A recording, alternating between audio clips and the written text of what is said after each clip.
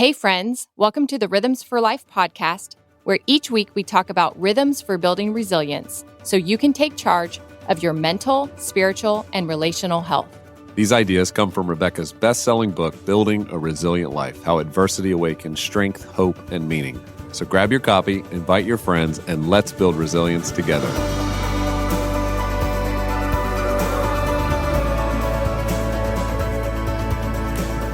Welcome back. I'm Rebekah. And I'm Gabe. We hope you are loving this season. It's fall time. We got the pumpkins out. Yes, we do. Mums and pumpkins. Mums. Is that like a nationwide thing, or do those only grow in the South? I have no idea. But mums, they're everywhere. Mums are a synonym for fall, kind of like the PSL. Remember that? No. PSL. Yeah, pumpkin spice latte. Do you remember? Yeah. I used to eat scones. And you did too. You used to love. If we were talking a decade ago, you would have been so excited about a September 1 Starbucks pumpkin. Was always the PSL and the pumpkin scone at Starbucks. That combo now, looking at what it's made of. I know. Now we're like, that was awful. That was a 500-calorie scone. So we're not encouraging and you a guys. 500-calorie latte.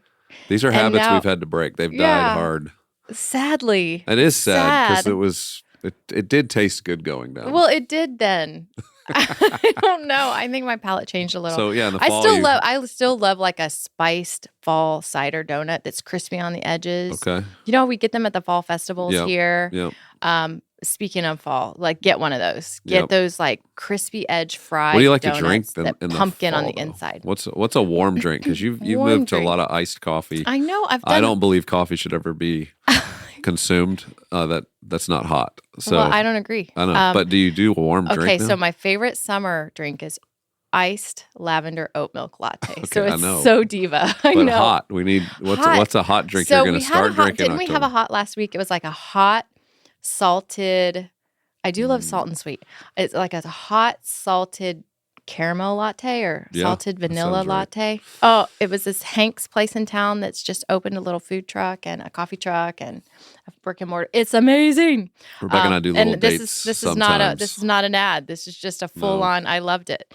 We get on the Vespa, so some of you may or may not know. I have a almost 20-year-old Vespa vintage Vespa we used in New York City, and that stayed with me. So we kind of get out every now and then and cruise around and get coffee, and that's part of our dates. Well, I do have to say, okay, Gabe's torso is taller than the Vespa itself, so it's very Dumb and Dumber. It is. And it has a little storage thing on the back, and then I sit behind him, but then that storage thing kind of like my backrest. But the storage helps just buffer the fact that he's very tall. And she's saying I look stupid on a Vespa, and I think you guys can imagine that. And it's true, but it doesn't matter. No, but the best is that Thursday's our Sabbath, and so we go out because I travel a lot, or either of us are traveling Friday or Saturday. So Thursday is our Sabbath. We've been doing this a couple of years, and we don't plan anything but just time. And so we get on the Vespa occasionally, and it's always like a wing and a prayer. Will it start or will it not? And if it does get us to our destination, will it start again to get us home? That's true. So we we live in this area near Leaper's Fork, and we might ride it into Leaper's Fork. But the funny thing is there's all of these like legit cyclists, like motorcyclists that have real motorcycles. Motorcyclists don't call themselves cyclists. That's a road bike. They ride motorcycles. What do they call them? They're biker gang? Yeah, bikers. Bikers, whatever. But there's the little Vespa. No, so they're all lined up like official OGs, like on the road. And we come putzing up our dumb and dumber, like Vespa that we're hoping doesn't fall over. Just pretending like we belong. It's so much easier to drive, though. Literally no gears. It's amazing. If you don't own a Vespa, I want to encourage you to look into them. We got it, though, because we were moving to New York, remember? I know. 20 years ago. I said that 5 minutes skip ago. Around. Okay, sorry. Okay. We got sidetracked. Today, though, sorry, what guys. we know is Jesus didn't have a Vespa. He did not. Wow, what a segue. That's the segue to this conversation today, which is about rhythms, but through the lens of Jesus. And so you're going to hear from Debra Fileta in a moment. I'll introduce her. But all about these rhythms and why rhythms are so important, especially in an age where we've really bought into an idea that we can do so much more on our own. We sort of think we're superhumans and so productive, and we're forgetting about the very core of what Yes. gives us the fuel. Yes. What is to- the replenishment cycle, right? Right. We talk about this a lot here. We're going to talk about this in this conversation. And in fact, as part of our rhythms community replenishment cycle, we are always going, what are the replenishing rhythms, not the escaping and numbing and burning out, but instead, what are the things that fill us back up? So we do have an October Rhythms Challenge that we do one a couple times a year. And this one is all about fall rhythms. So we encourage you and invite you to join me at RebekahLyons.com/October. And all you do is sign up for this 30-day for the month of October. And I'm going to do it with you. It's 31 days. Well, we're only doing 30. So you get a day off. Halloween. You get a Sabbath. I don't know. You can just pick. You can just walk. We on already Halloween. created it. It's 30 days, Gabe. Got it. Don't be legalistic. All right. 30-day challenge. Here we come. But the point is this. We have a group online on Facebook that's private where we all share ideas and what we've loved, but we do have a daily thing. I'll be doing it with you. And it is just fun things about fall that fill you back up. So if you need to get a PSL, maybe a Vespa ride might be on there. No, it probably won't. But pumpkins, mums, invite people in, make a soup, just the things that are working with your hands like we talk so much Taking about. a nap in a hammock. Yes. Oh, yes. I like that. That's a good one. Reading a book. Okay, Gabe, do you want to do it too? With I am going to do it. You're going to get on I and do. be like, Every did day is a anybody rhythm nap in their challenge for hammock me." today? Every day it's a rhythms challenge. You know, Rebekah and I, when she wrote The Rhythms of Renewal, and it's all about rest, restore, connect, create, and we literally try to do those every day. It gets a little exhausting. We were trying to do all 4 every day. I don't recommend that. Well, your journal helps people do that over 90 true. days, and It's there's true. so many good suggestions in there, and it's actually not that difficult. No. But Because you are eating daily. You Yeah. are resting, hopefully sleeping at hopefully some you're point. sleeping. That's You're too. hopefully talking to another human at some That's point connecting. for connecting. And you're hopefully acknowledging Yeah. God in prayer, at least opening your Bible, maybe cracking open a journal. But the creating, you know, some days maybe you don't create, but that's sometimes the harder one. Yeah, if But you're the one that- scrolling, you're not creating. But if you're cooking, But in all the quizzes, it seemed like people created the most, right? That's the one that most people said came the easiest for them. I think and they needed to work connect on as well. connecting. They needed to work on the rest inputs. was the harder one. And so we want to encourage you, all the rhythm conversation, October challenge. We really care a lot about this being real and practical for your life and not just some idea. And so take us up on that. Go to RebekahLyons.com/October. The other opportunity is we could be together. We could actually connect in person and we could talk about rhythms, how this plays into your life at our emotional health retreat that's happening November 21 and 22 right here in beautiful Franklin. If you've never been to downtown Franklin, this is the time to come. It's beautiful. Walk the streets, enjoy lunch, enjoy the beauty of the fall decor going into Thanksgiving. It's just such a fun time to be together. And, you know, these days you can get a lot of information online. You can watch a lot of things. Listening to this podcast, you're going to learn a lot. But there's nothing that's a substitute for saying intentionally, I'm going to block 2 days. I'm going to go to a unique place, meet other people, but really engage. What does emotional health look like for my life? Yeah. And I think in our life, those moments have been the most transformative, where we dedicated time to something. Yeah. And we said, we're not just going to consume information, but we're going to start to map out the way this works in our life, and we're going to spend time talking it through together. And so that's what so many couples, friends, individuals will come and do with us. And you can come and get a discount because you're a listener. And that's $100 off the retreat registration. And you can learn all about this at RebekahLyons.com/retreat. And when you use code RFL100, you'll get that discount. And then we'll get to be together. We'll get to hang out for a couple days. And you'll actually get to hear from one of our guides you're going to meet today, if you haven't already, Debra Fileta. And Debra's a licensed professional counselor, relationship expert, speaker, and she founded the Debra Fileta Counselors Network. So this is somebody that understands the need for emotional health, mental health, counseling. She has written over 7 books, and her latest is called Soul Care. She began a relationship advice blog called TrueLoveDates.com. She hosts Talk to Me, the Debra Fileta podcast. She does on-air counseling sessions. So we love Debra, and we love her new book, Soul Care, because she really looks at rhythms through the lens of Jesus. And so some of her rhythms are the same that we've just talked about. She incorporates a couple more that she sees in Jesus' life that I know will resonate with you. And so we're looking forward to you engaging in this learning and this conversation. So let's listen in now to our talk with Debra Fileta.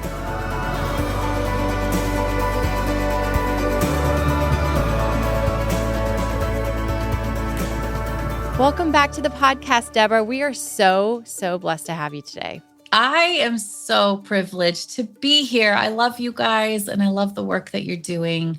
And I'm always looking forward to our conversations. Yes. Yeah, thank you, Deborah. I mean, so much of your work over the years, you've been such a leading voice on people really working through their emotional health and even discovering what that is and why it's important. And it does feel like there's an awakening a bit for people to really appreciate the role emotions play in our health, even how our physical life plays out in our emotions. The Rhythms message, of course, is all about this. So talk a little bit about this new book you've released on soul care, and a topic that, sometimes we hear it and we don't know what to do with it. We don't even fully understand, what is a soul? How do I care for a soul? So let's just start with some definitions. What is the soul? And let's begin there and move forward. Well, I do think that the soul can be defined in different ways. I would say in this context, it's the whole of who we are. Every single part of us in alignment with who God has called us to be. And really it's about our person, who God has made us to be. And soul care is a message of learning to be filled so that we can continue to pour out. I know that all of us as Christians believe that we're supposed to pour out, and that's what God has called us to do. But I don't think we often take seriously the call to fill up as Christians. But when we look at scripture, Jesus calls us to live a full life. And when you look at John 10:10, I have come that they may have life and life abundant. Another version of that says life in all of its fullness. But unfortunately, and you can probably vouch for this too, there are far too many Christians that are living out of emptiness instead. And I think that's where the problem starts and where what we have to address. Absolutely. You've done a lot of work in the mental health space as a licensed counselor, and a lot of integration that we've talked to over the years. You've been on this podcast before, and here at Rhythms, we care so much even about prevention care.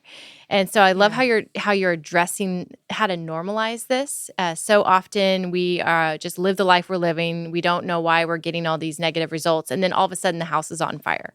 There's a crisis. There's an acute moment that happens, not whether it's in us or our spouse or our child. It's someone that we love. And then all of a sudden we're on high vigilant alert. But what you're trying to do in this book, what we try to do here on Rhythms, is backpedal and go, how do we normalize prevention care?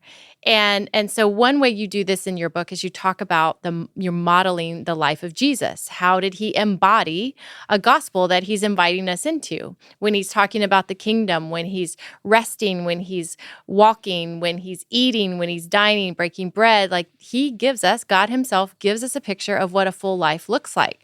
So would you describe a little bit of what you noticed in this holistic view of prevention care in the life of Jesus that caught your attention and made you want to write more about it? Yeah.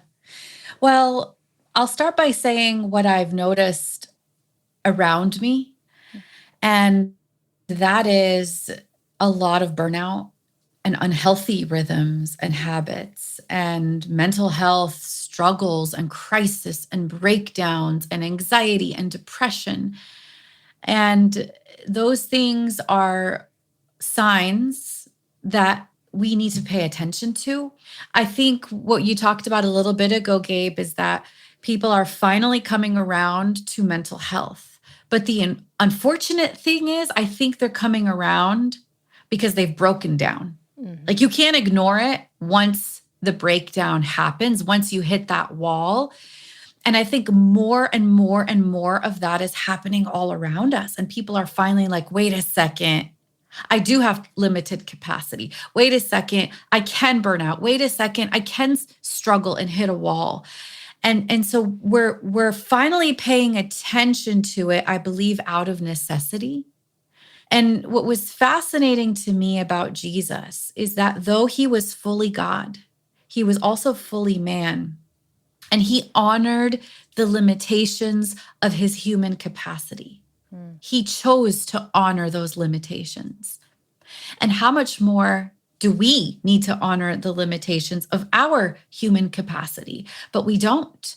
We push through, we ignore the signals, we expect ourselves to be able to do more than we are able to. And I do think there's a hint of pride in that, maybe not even a hint, maybe a glaring level of pride, where we believe that somehow we have the ability to do it all.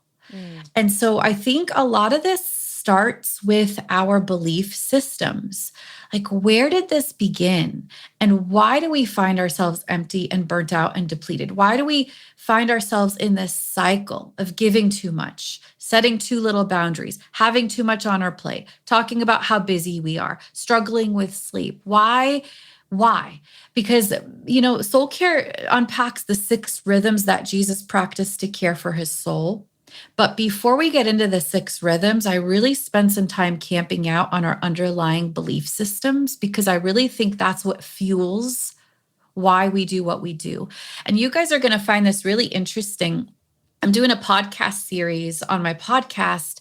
My podcast is on-air counseling sessions. And so I'm having people come on and talk about which rhythm of soul care they struggle with the most and why. And it was really interesting as I'm going through these hotline calls and all the applications and messages people sent in. I noticed 3 personality types come to the surface of people who struggle the most with soul care and people who struggle the most to even recognize their needs and their capacity. The first type of person were the firstborns. I'm curious if either of you are firstborns. I'm just out of sheer curiosity. Are you, Rebekah? Guessed. Yes, I am. Okay. So am I. So I could really resonate with this. In fact, soul care, I dedicated it to my firstborn child because she has these tendencies, but firstborns have the tendency to be overly responsible, people pleasers. In counseling, we say that behind every people pleaser was once a parent pleaser, right? So you're born with this drive to make people happy and to put other people's needs ahead of yours. And this overarching responsibility was the first personality type. The second personality type were people who came from a home where there was some sort of chaos or someone that had a higher level of need. Maybe it was a dysfunctional parent, or maybe it was a sibling with disabilities or high needs. Maybe it was a sibling who was really rebellious, And so to try to keep equilibrium in the family, you realize there's no space for your needs. Other people have higher needs. So what you do is you decrease your needs. You just put them on the back burner. You pretend they're not that big. You deal with them yourself to kind of keep equilibrium in a chaotic family. And the third personality type were people who said that either dad was unavailable or distracted, or mom was unavailable, or this word came up a lot, mom was frazzled. I thought that was a really interesting observation, frazzled. They kept saying, like, I want to say at least 5 of these interviews, they said mom was so frazzled. Dad was distracted, alcoholic, workaholic, whatever it might be. But it's like, as a kid, you have these needs and you go to dad and he's not present, and you go to mom and she's too overwhelmed. It's like she can't handle anymore. So you just take your needs and you learn to stuff them. You learn to ignore them. And some people are listening and they can check off all 3 boxes. But to me, that just starts getting our minds thinking of what has led me to this point to begin with, and what are some of those underlying belief systems that I really need to face and replace. Yeah. Yeah, and some of those belief systems, I think, too, we've experienced just in the last century, right, of just the Industrial Revolution, of technology, of lives lived that told us through the machine that we were meant to be more productive, that we were not needing to be held back by being creatures, that humans could do so much more. We could be godlike. I mean, that centrally has driven so much of the thinking, I think, and driven Western civilization in this last run. And it's kind of odd. We think back to the times of Jesus. I know he was tempted in every way that we were, like it says that, but good night. The temptations today that exist and how accessible they are, how easy they are, the distractions, the desire to be productive and think that's our highest value. I mean, these are things I think that drive so much of our unhealth. When you look back to Jesus's context and his life, of course, living more amongst food sources that were natural, and a life where he had to walk, and not drive, Right. and didn't use as much technology probably as we do today. What is it about that lifestyle that I know you had to figure out? How does it relate to today, even though we don't maybe live in some of those same ways? What were you most sort of interested in, and you found yourself so curious about when you started to really delve into the life of Jesus and you started to discover these 6 rhythms? What about it for you is the most surprising and maybe perhaps the most like insightful? Yeah. It's interesting. I found that different people really resonate with different rhythms, right? All the 6 rhythms, some people really resonate with one more than the other. And I found that to be true for me personally. As I was writing and studying and just marinating in this message, the rhythm that spoke the most to me personally was the rhythm of savor. And probably because I'm a firstborn and I like to think ahead, I'm efficient. I like to get things done. I like to think, what's next? What do you have for me next, God? And the rhythm of savor is all about being present, about being in the moment. It's about not being distracted, being mindful, enjoying what's in front of you, being grateful for what's before you. And I felt like the Lord was like, Deb, I don't want you to ask what's next. I want you to tune into what's now. What's now? What is right before you today? And then writing about that, I unpacked that section in a few different areas, but celebration and thanksgiving, enjoyment of life, gratitude and worship. Like there's all these different things underneath that, being present. But one of my favorite verses that stuck out to me was Matthew 13, verse 1. And I had never read it before. Well, I'd read it. I mean, I've read scripture so many times in my life. So many times I've read through the Bible, but I've never seen it. You know what I mean? Matthew 13, verse 1, it said, Jesus left the house and went and sat by the lake. And I just had one of those like emoji moments where your mind's blown.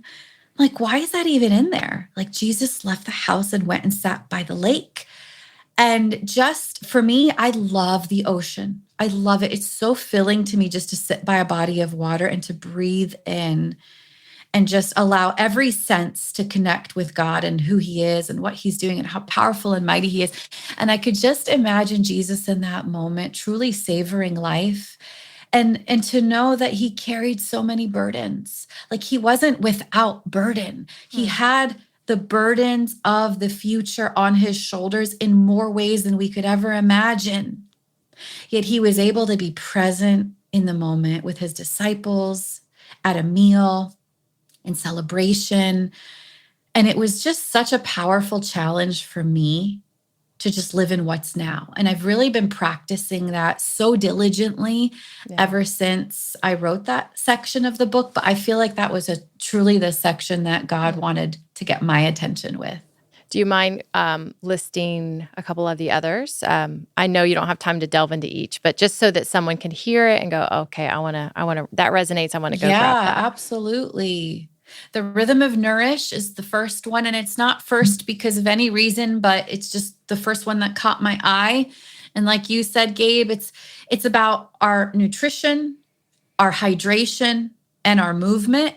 One chapter is all about hydration, and it's called It Might Not Be a Demon. It Might Just Be Dehydration, because so many times we over spiritualize things when we're really self-sabotaging by neglect. Like we don't take a sip of water all day. We have a headache. We're irritable. We're cranky. We're tired at the end of the day. And we're like, it's spiritual warfare. But really we're joining the enemy. We're self-sabotaging. The enemy can just sit back because we're doing a great job sabotaging our temples. Yeah. So it's just about taking ownership of our physical health in those 3 ways: nutrition, hydration, and movement, and seeing them through the life of Christ. The second rhythm is the rhythm of rest. I know you guys love the rhythm of rest and see how important it is. And it's not just about the science and psychology and neurology of sleep, even though that's in there, sleep hygiene. But I also spend some time talking about what it looks like to pace ourselves and live at 85%, not 100%, just like we wouldn't spend 100% of our paycheck. just having that emotional margin and rhythms of rest in our everyday life and schedule. The third rhythm is connect. And it's about the importance of life-giving relationships where we give and receive. And I think the most powerful part of that section for me was seeing how Jesus did not just give in relationships, but also asked for things in relationships. It was very challenging and just eye-opening, and how Jesus was so intentional about his friendships. He prayed about who am I going to bring close. Sometimes we just have friendships by default. So that section really analyzes the health of our friendships, whether or not they're life-giving, and how to alter those a little bit better. Mm-hmm. And then there's the rhythm of protect, which is all about setting boundaries and saying no and not yet, protecting our calling, protecting our relationship with God, protecting the things that matter with healthy boundaries in our life. The fifth rhythm I just mentioned is savor, about enjoying life and being present. And then the last rhythm is tune in. And it's about being aware of our emotional health, our past trauma, how all of those things affect us, the signals our body is sending us, and just having an awareness of what's going on underneath the surface of our life. Yes, we have found a lot. Okay, so I definitely have favorites of all of those that you've shared, the ones that have really transformed me. Nourish has been a huge one, I think, for the church, especially because so long we siloed mental health in one room, and then our bodies were in a different room. Like those were so disintegrated. And as we know, we are integrated whole beings where everything is connected. There's a mind and there's a body that's all related and working together in tandem at all times. So the Restore Rhythm over here on the podcast is all about that physical movement, that eating food, that grows on a plant, not made in a plant, that regulating rhythms of movement that help calm the brain.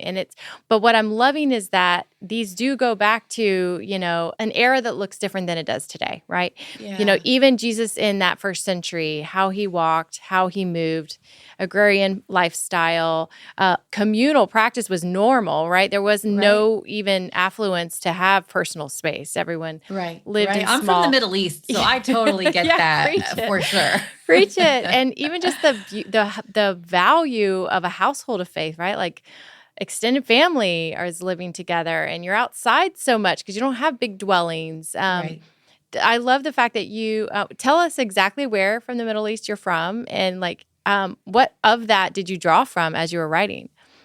My family is from Egypt. Both my parents were born and raised in Cairo. And I am a first-generation American. I speak fluent Arabic, guys. So that's a fun fact about me that you probably don't know. Wow. Did not know. But it's, it's funny because looking through the Bible through the lens of my culture, even in the section about nourishment, I live in Lancaster, Pennsylvania, where this is like Amish town. It's like hardworking German Dutch folk. And sometimes I hear people say, "Oh, I just forgot to eat today." And I'm thinking, that is so not part of my culture. I grew up with a mom who was just like, "Come and eat, come and nourish your body." And there is a part in scripture where Jesus says to his disciples, "Come and eat." And I just think of my mom and the Middle Eastern culture of you've got to stop and nourish your body. You got to take care of this temple that God has given you. So it was just really fun to be able to just see even some of those Middle Eastern things, such as I can picture the wedding. Middle Eastern weddings are fun. I mean, sometimes they last for days, right? And just to think of Jesus in this wedding setting with a lot of fun and dancing and music and just the sheer enjoyment of life in that moment. He wasn't so serious that he couldn't go to a wedding, right? And this was before he had really delved into his ministry. And so it was just, being able to see it through the lens of the Middle East, and having spent so much time in the Middle East just gives it a little bit more of a realistic view of what his life could have looked like. Yeah.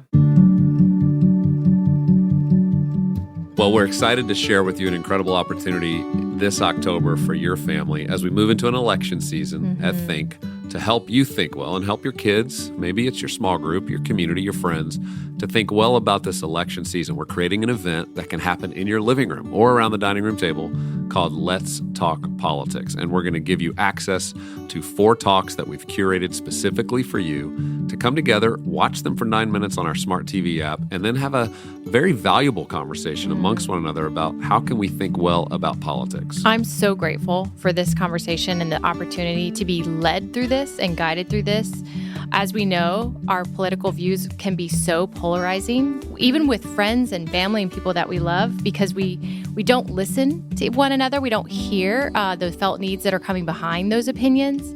And so think creating something that allows you to have ears to hear, to listen, to be curious, to seek to understand, and learn things that you might not have been willing to learn because somebody else is moderating that for you. Yeah, we're bringing together the best voices, people like Oz Guinness, trusted person who's been a leader. He's 82 years old. Also, William B. Allen, who's one of the greatest political scientists who has great knowledge. So you're going to learn. This is going to feel like you're getting educated in these short 9-minute conversations. But we also have with us Katie Faust, who's going to help educate you on how to have a child lens on when we're thinking about policies that are going to affect our families and our children, as well as John Bevere giving a talk that's about hope beyond November 5th, because we all know this election doesn't mean everything. It's important. But as Christians, we've got to walk forward and be all a part of creating a better world around us. As a mama, that means so much to me. I want to know how the political landscape does impact our family, how it impacts our children, what they're learning, what they're exposed to. And I, as a mom, need to be informed. But because there's so much out there, it feels so overwhelming to know where to begin. And so this being curated in a very succinct way that I can talk about this not just as a family with you and the kids, but talk to other moms about this as well and lead these groups even outside of the home, but just however the places are that are impacting what you care most about, we'll all be more versed on what to say and what to know. So this is available to everybody. This is a gift to you, thinkmedia.com/family. We aren't putting a specific price on this. We're just asking for people to donate, make a contribution of any size to THINQ Media. And when you do that, you're going to get access to these talks. You're going to be able to download the smart TV app, use it in your living room, wherever you're gathering your family or your friends. We hope you'll take advantage of this to create great conversations that lead to wisdom. Go to thinkmedia.com/family to learn more about Let's Talk Politics. I want to talk about a couple areas I'd love for you to express how you saw Jesus modeling these, but the protect one, that's such a big one in our relationships, to know how to draw these boundaries. It feels like we might lack empathy for someone if we literally aren't able to meet their need at that moment, or we have to draw a boundary at some point. And so how do we think well about that? And then I want to talk about the tune in part. That's the one that resonates the most with me. Like, I've been on that journey of learning how to recognize my emotions. Chip Dodd's been a big part of that journey. His book, The Voice of the Heart, helped me really understand these emotions and why God gave them to us, versus thinking when I feel these emotions, these are bad. I want to not ever feel the emotions, which is really how I grew up. So take us through a couple of the areas where you saw Jesus maybe emphasize these as we look to his role model. Well, I do think it's important to note that Middle Eastern culture, boundaries are not a big thing. Even today, I don't think there's actually an Arabic word for boundaries, meaning relational boundaries. Obviously, there's boundaries as far as like countries and territories, but relational boundaries isn't much of a thing because it almost feels wrong in that culture of hospitality and kindness and service to say no. And this is why I think it's even more radical that Jesus said no and not yet. That there were so many times where the disciples were looking for him and he was just off doing his own thing. I think of the book of Mark when they're like, Jesus, everybody's looking for you. They're expecting you back here in this town. And he's like, yeah, I'm not going there. We're going here next. No and not yet. My time has not yet come. And he was really comfortable and he was setting saying boundaries. That to his mom. Yeah, literally. Let's just literally acknowledge Mom, that. It's not the time. Woman. He calls her a woman. We could have a whole conversation about that one. We really could. But he was so comfortable with boundaries. And I believe it's because scripture says he was not concerned with the opinion of man. And I don't think that means he didn't care about people and their opinions. But I do think the solution to our people-pleasing tendencies is not to care about people's opinions less, but to care about God's opinion more. And Right. he was so in tune with God's calling on his life, so that anything that didn't fit into that calling was an easy no. And I think that's where we struggle, We struggle with that because we want to put too much in our calling. And a lot of it is informed by people pleasing and the obligations of man. And so things get murky. But when we're really clear on who we are and what God has called us to and what he hasn't, it's easy to say no. When we're really clear about the importance of protecting our relationship with the Father and our personal health in that, it's really easy to say no.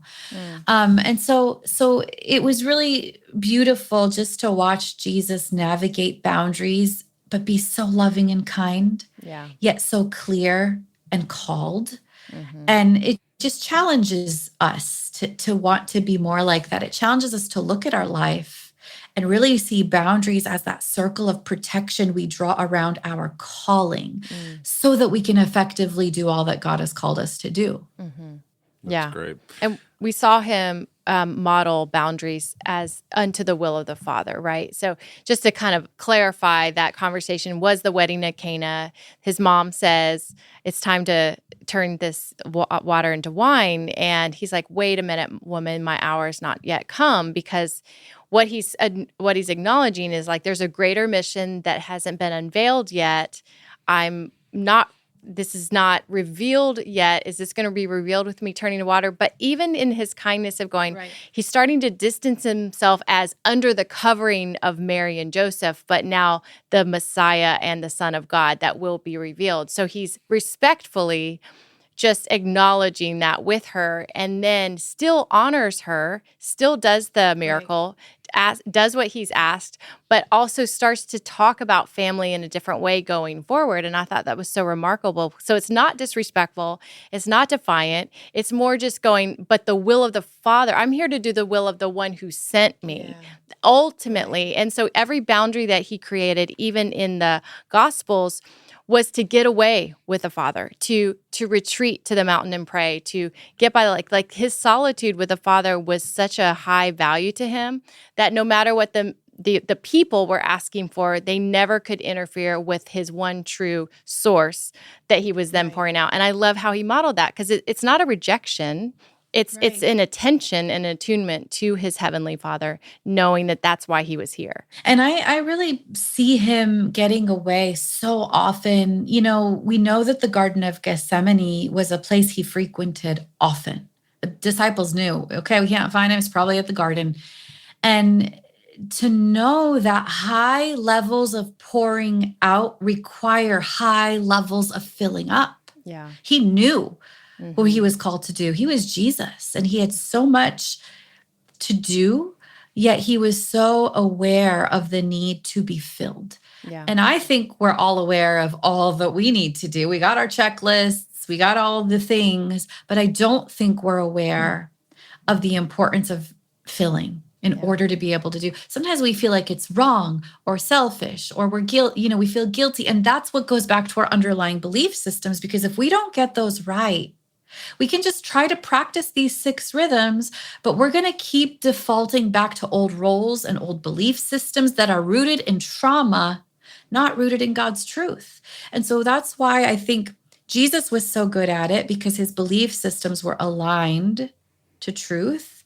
And I really believe that when we align our belief systems to truth, like, why am I doing this? I am filling up because God wants me to pour out. You can't pour out of what you don't have.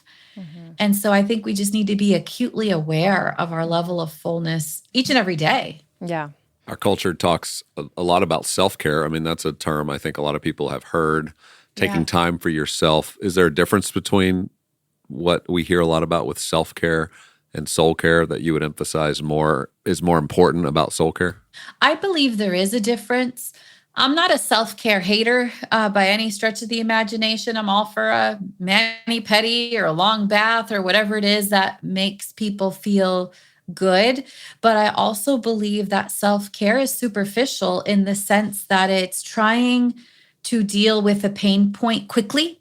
It's like, oh, I'm stressed. I'm not feeling good right now. So I'm going to react by doing the self-care practice, where I think soul care gets to the roots. They're long-lasting rhythms that are going to keep us filled and keep us protecting our tank so that we don't get empty, rather than a quick fix.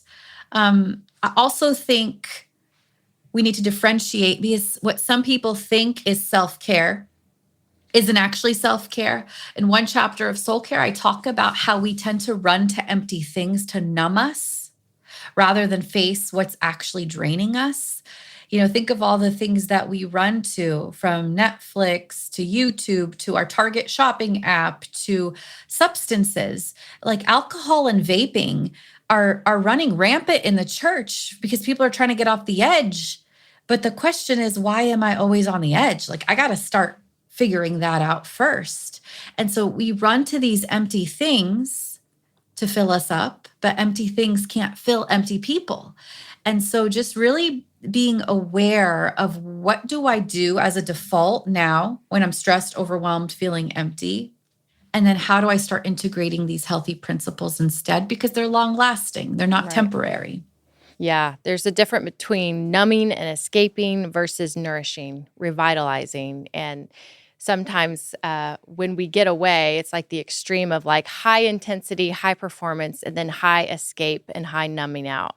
And it's like those two extremes are not, neither of those are going to replenish or fill back up. We talk about this a lot on rhythms, that this rest and restore, these input rhythms, right? And then connect and create are these output rhythms. This just understanding that a river requires like this input and output flow. If you cut off somewhere in the river and it can't flow through a current, then all of a sudden that water becomes stagnant and it begins to spoil. Like, it's supposed to always be flowing through and running through so that there can be life and vitality. And Jesus models that so much, calling himself the river, right? Like, he's a river of life. Like, there's this teeming with life, this regenerative God that's always doing a new thing, requires the input and output. And I do find that in the church. I think sometimes, not just in the church, in the culture at large, let's just not just yell at the church, but that we kind of want our quick fix because it somehow is so temporary in how it satisfies. But the lasting rhythms are a little harder. They're it's like, I don't want to go to the gym every day and I don't really want to eat clean. That doesn't feel like comfort, right? We kind of crave that comfort that leads to complacency. But if you get in the rhythm, Gabe has done this so well. I mean, now he's the healthiest person. I used to be healthier than him. Now he's healthier than me. He gets up early. He's in the Word. He's at the gym. He's already back, and I'm like rolling over at like 6:30 or 7 in the morning. I'm like, man, you have more fun. I'm like, how many things have you done this morning? She balances out with fun. I'm more like you, Rebekah. I was like, if I don't have sleep, I am not pleasant. But it has been wild to see how all those things start to snowball in a positive direction. Just like negative things can kind of flatline you, just those proactive steps that you've taken these last couple of years, these small intentional rhythms, they might not be appealing initially, but then over time you're seeing the fruit, right? You're seeing the fruit of cultivating that level of abundance. We're seeing it in our marriage. We're less triggered by stuff. We're more in tune with each other's needs. That's spilling out into our parenting and our kids. Our daughter came home not long ago and said, I feel like you and Dad are in the healthiest marriage season you've ever been in. She's 19. She's seen a lot. But I was like, even from her vantage point, she's very aware and she picks up on everything. But for her to even say that and call that out was really encouraging because this is our empty nesting season. So it is sweet. How would you encourage listeners who are going like, I hear this, like this is what everybody's saying, like there are these things I need to do. How do we take this from a need to do to a desire? And how instead of this is like condemning the behavior of comfort, because when we're survivors, we're grasping for comfort. But how do we get kind of back to a stable place where we're going, not only do we want comfort, we would ultimately want healing, not coping. We ultimately want longevity, not like a quick fix. We ultimately want abundance, not scarcity. How would you encourage them in that way? First of all, I would say that healing is hard, but I do believe that living unhealed is a lot harder. It Yeah. really is. You're carrying that burden with you day in and day out when you could be putting that work into healing and expediting the process and decreasing the burden. So that's the first encouragement. And then I would also say start small. When you think of your life as a bucket, each of us has one of these rhythms where we're doing the worst. We're not practicing it in any way, shape, or form. So I would say start where you're weakest. Out of the 6 rhythms that we mentioned, which one of them do you struggle with the most? And maybe begin there because you're blocking up the biggest hole and giving yourself a chance to gain back some territory. So start with where you're weakest and start implementing some rhythms. And I really believe you'll start to see a difference if you start where you're weakest, and it'll motivate you to keep going. Yeah. Again, this is like preventative maintenance. When we start seeing the dash lights go off on the car and the warning signals, don't judge the car. Why is this car so weak? Why can't it push through? What's wrong with it? That's what we do to ourselves, rather than seeing the signals as a sign to pull over and address what needs to be addressed so that we can do this better. I also want to remind us and myself that Jesus calls us to be a light that shines brightly. I think the exact opposite of that is burnout. Yeah. It's a light that's been snuffed. You know how we sing in 2nd grade, won't let Satan poof it out. I'm going to let it shine. But I really think that we have snuffed out our light, or we're living with a flicker. And that's not what God wants for us. He wants us to be a light that shines brightly. And if we partner with him on the journey of healing, he helps us get there. So that's where the hope is we don't have to do this alone. Yeah, that's good, Deborah. And I want to remind people that these changes in your life take time. And sometimes we get very impatient with ourselves.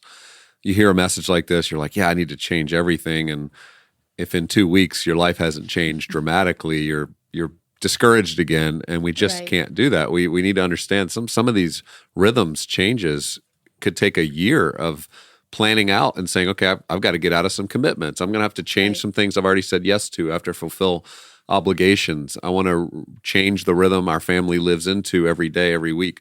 So be patient with yourself. The change into new rhythms takes time, and it's just one simple step at a time. So I love that you're saying, look at the one that's maybe been the hardest or the most neglected, and let's make that an intention for the next month, and just see where you could start to incorporate that more.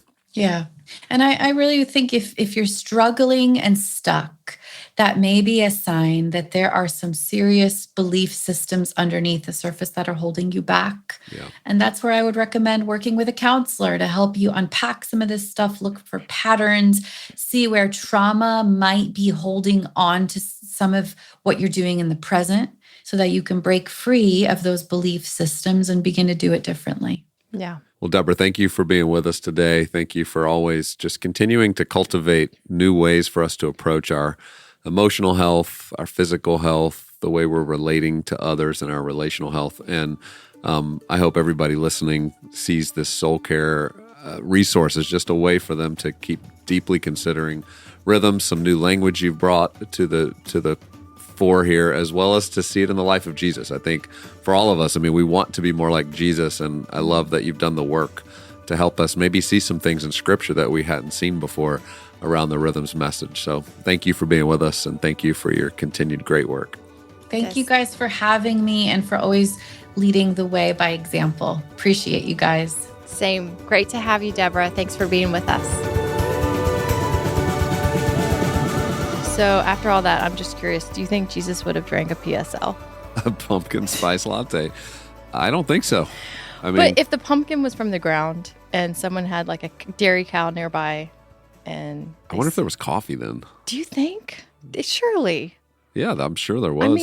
There's probably to be warm drinks. There was soil, so there had to be. But I think I like what Deborah did, where because I know in the Rhythms of Renewal book and even the study you created, there's a whole Bible study around Jesus practicing these rhythms. Mm-hmm. There's a couple in there that I thought were really interesting. Yeah. Savoring. That's such a good. Yeah, present.